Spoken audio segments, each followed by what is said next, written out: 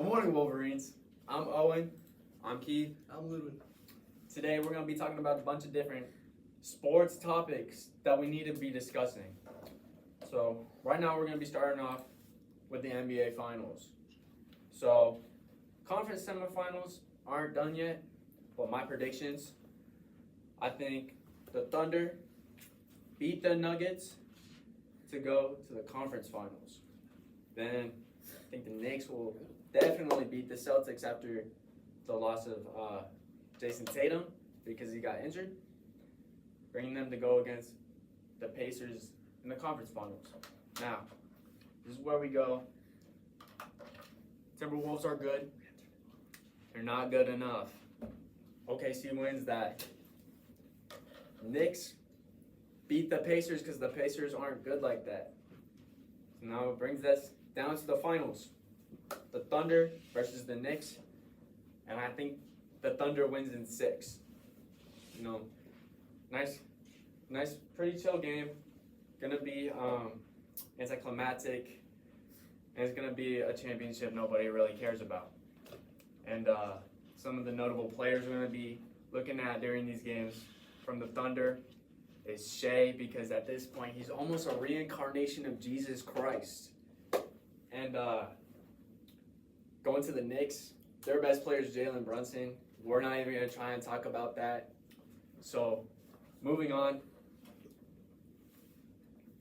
OKC, their percent chance to win it all, just based on their stats right now, since they have such a strong defense and strong players, they have a 30 to 35% chance of winning it all, just based on right now. So they're not even done with their conference semifinals. And the Knicks, see, they're not too good. None of the teams left in the finals are too good. Well, they're in the finals, so I guess they are good, but they're not, LeBron level. He's the GOAT. So I think the Knicks have a 7 to 10% chance of winning it all. That would be their first finals win since 1999, and I don't think that's gonna happen. I think they're gonna have to wait maybe 30 more years before they win the finals. So yeah, I think that is my prediction.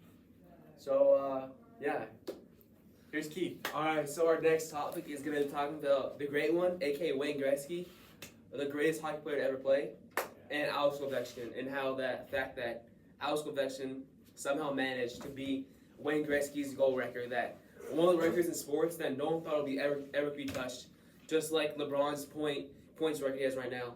Nobody's gonna touch it. That's what we thought. He broke it, okay?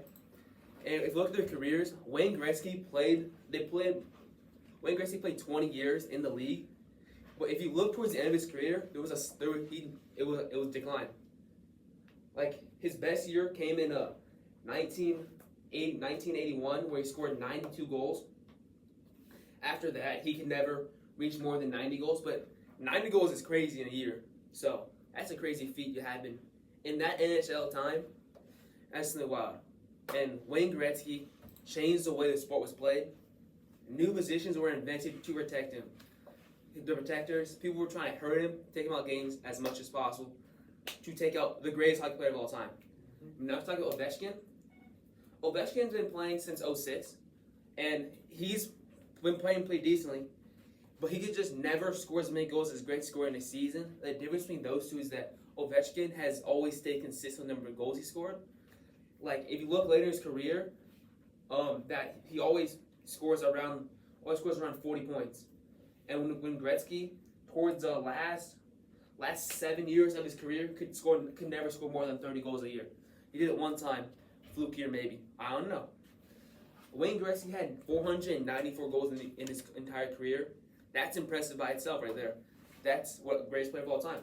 Ovechkin scored 992 goals, so that's crazy.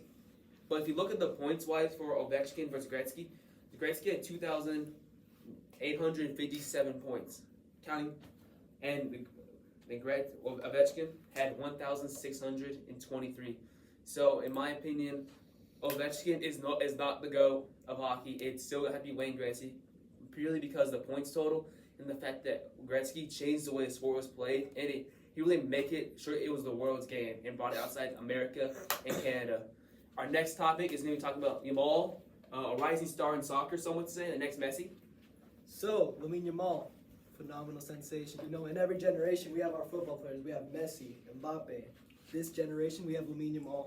17-year-old superstar is actually one of the best, if not the best, the world has ever seen to touch soccer at such a young age. His debut, he started at 15 years old. He worked his way up and he actually made it to the league not too long ago. So, let's talk about his stats. His goals. So in the 2022 season, he had around 0 goals, which is because he had no playing time. He had 7 minutes of total of playing time. Fast forward to next year, he actually had 6 goals, which is a massive improvement for such a young age. He was 16 when he got all those 6 goals, you know. His assists for the 2022 year, he had 0 because he had 7 minutes. Obviously, he couldn't get anything. For 2023, he had 3 assists. Not that bad, not that good. Now, this year, this is where he starts to pop off. He has 101 game appearances at the age of 17, which is honestly impressive, super impressive. He started off young in Barcelona. He joined La Masia in around when he was like 4 years old. People already saw a bright spark in his eye. He had amazing goals. His talent, his left foot was amazing. Let's talk about real stats. Minutes played. This guy's a beast. This guy has around 7 minutes played in 2022. And the next year, he improved from 7 to 2,964. You know what improvement that is? That's like playing almost every single game and getting subbed out at least twice a game for the whole season, which is 50 games. He had 50 games played in 2023. Now, fast forward to this year, he had 4,097 minutes played. Amazing, outstanding, probably the best. Now, let's talk about goals. The goals this year, he had 34 goals this year in La Liga, just in that little league. 34 goals. Yep. He has around 2 yellow cards, and this guy's honestly a phenomenal sensation. It's like Mbappe and Messi had a kid, and he actually got baptized by Mbappe, and he was chosen by his mother. He won a raffle in Barcelona. You know, there's so much more to say about this guy. He has amazing shot power, amazing brilliancy. His dribbling is what really separates him. He really knows how to fake his body and just mesmerize the defender. And that's about it. Lamine Yamal, All right. phenomenal So, sensation.